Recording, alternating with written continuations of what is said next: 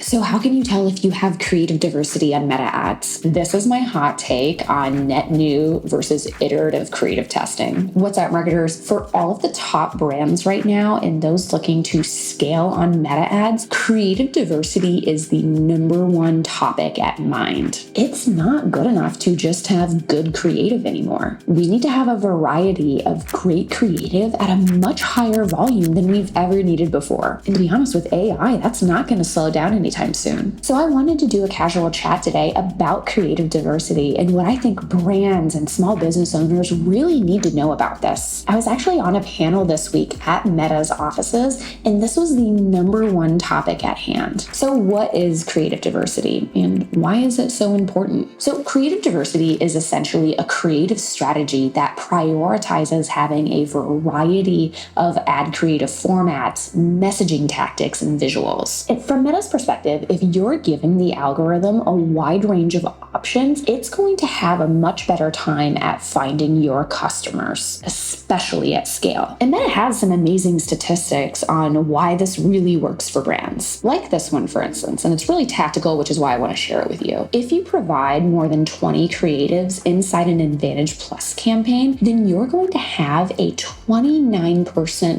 lower incremental cost per purchase just from having those 20 options. And this is something that I've absolutely seen with the brands that I work with, the ones that have multiple creative winners across different formats, like in images and videos, UGC, celebrity content, whatever. Those are the brands that are succeeding. Now, one of the next questions I often get is, okay, Dara, how can you tell if I have creative diversity, if a brand has creative diversity? Now, I actually have a way that I look out for it, and it's really simple and not at all scientific. And I'm also going to share how Meta does this, and they even have a few worksheets for this for you. Not sponsored, by the way.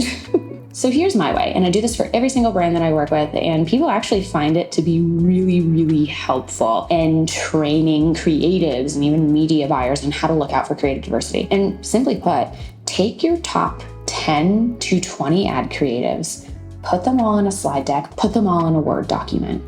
Take a seat back, squint your eyes, and look at them. I call this the squint test, right? And really what I'm looking at is, if you're squinting at all of your ad creatives, do they all look very similar? Do they all have a similar color profile? Do they have similar visuals? Do they have similar formats? Are you really defaulting on UGC or image statics? Really, what's going on there? This really gives you a high level view. If you have one piece of homework from watching this video today, I would highly recommend having you and your team do that. It tends to generate some really great discussions. Now, Meta has a little bit more of a scientific approach. They actually have a cheat sheet where you can go down the different formats, the different messaging strategies, some of the different visuals, and literally check off if you are doing those. And they also have a cool audit template so that you can go even further down this process. Now, I think those workshops for Meta, really, really cool. However, it's still kind of hard to visualize, hey, like, how does this actually look on the creative?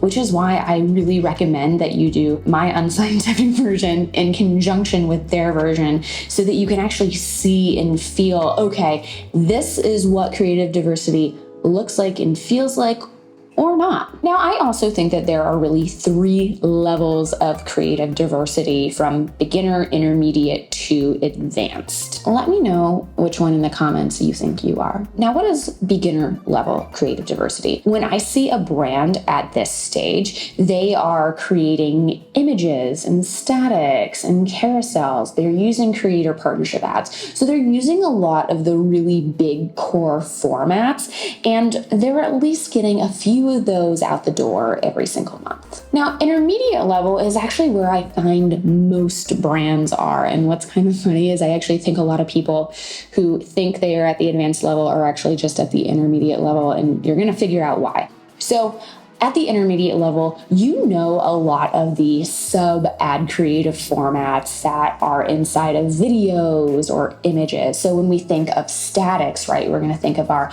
us versus them, our features call-outs, our headline images, right? For our videos, we're going to be thinking about our hi-fi video creative that's produced in a studio. We're going to be thinking about our creator content, our celebrity content, our mashup, mix-up media content, all of these different things, right? Now, if if you're watching my channel, I'm almost willing to bet that you're at least at the intermediate level. But what about that advanced expert level, right? Now, at the advanced expert level, this is really where I see brands taking an intentional effort to work with a wide variety of creators in distinctly different demographics, celebrities as well. But they're also really focusing on different messaging strategies and angles. They are leaning into vastly different core human desires and even marketing awareness levels to really target all types of customers at scale. Now, I know a few of you that are watching are definitely in that advanced arena, but I only really consider a brand in that expert level if they are doing it over a very long period of time and they also have a higher volume. I'm talking like 50 plus creative tests per month. So let's talk about some brands out in the wild that I've seen that have amazing creative diversity. These are definitely brands that you should be tracking and ones that you are probably already following to some extent. But I really like following them because I'm like, wow, I like never know what they're going to come up with, right? First one, maybe unsurprising, is Loop. They have excellent creative diversity across the board. I actually did a squint test specifically for them on some of their top performing or at least longest running creatives. And I was really impressed, to be honest. They have a wide range of creators making content for them, and they always come up with really new and engaging statics. They do quite a few iterations as well, no doubt about it. They've found some things that really work for them, but they really also produce at a massive volume. When I made this reel recently, they had over 5,000 live ads in their account. Can you imagine? Next brand that has great creative diversity, Happy Mammoth. They have excellent static content, particularly. Don't get me wrong, they have quite a few creator and UGC types of content floating around, but I always tend to find that they are producing static images that I had just never thought of. So they are really, really great for static image creative diversity as a specialty. Now, another brand that I really like to follow in the beauty industry, I also work in beauty right now, Ilia. Now, something that sticks out to me about them is they have a really great breakdown between their video content and their image content. And I'm not going to lie, I generally tend to find brands really veering towards one or the other. But I feel like Ilia does a really good job at being like, okay, we know what works on static and images. We also really know what works on video. And they're doing that at a much higher scale than a lot of the other brands that I'm tracking. Final brand that I want to bring up is Halara.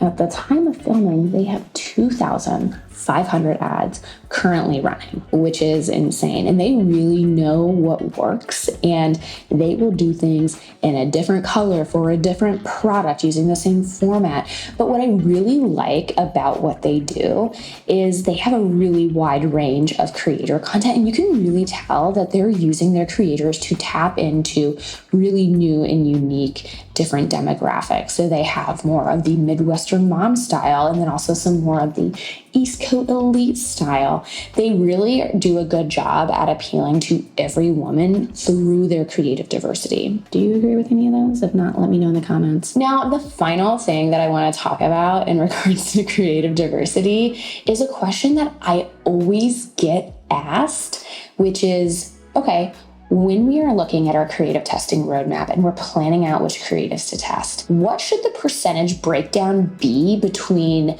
net new creatives to test versus iteratives? And when I was at that panel earlier this week at Meta, this is what I said, and a lot of people had like a sharp reaction to it. But here it is on the internet forever. I think you should make 90% net new creatives. There's a few things to know about how I do creative testing, and I've explained this a lot in videos, but for those of you that don't know, every time I'm going to launch a new creative test, I'm not just launching one ad creative, right? I'm going to be launching at least 4 variations. So there's already a little bit of iterative testing baked into every single creative test. Now, when I think about how to make up those variations, right, I'm actually borrowing from past performance and past learnings. So if I'm working on a new static image headline creative, I am going to make some variations that are completely new messaging while others are borrowing from top performers before. Same thing with video creative. If I'm working on a new piece of creator content, some of those hooks are going to be borrowed from hooks that I've known that have worked previously. And I don't really consider that an iteration. I consider it just, building upon your learnings, which is what every creative strategist should be doing. Now, when I think of what does an iterative creative test look like, this is literally taking the exact same image or video and just swapping out the hook or just swapping out the copy, but really having the bare bones of that. And to be honest, I'm only really doing iterative testing on things that have really crushed it before. So anything that's like a top performer or unicorn ad, I'm going to iterate that thing until it dies. This is actually something that really worked out for me recently. So feeling really good about that winner. But there are times, of course, if I look at a creative and I say, oh, maybe we could have done better with it, I will try an iteration. But again, since all of my creative tests have some iterative testing built on past learnings already baked into it, if something doesn't work, I'm not going to try to push it and waste money on getting something that just isn't really worth it. Let me know what you think about that. I know it's probably an unpopular opinion. And that's it. Let me know what you think about this more casual sit down kind of video. I really liked vibing with you guys tonight, and I will see you next time. Bye.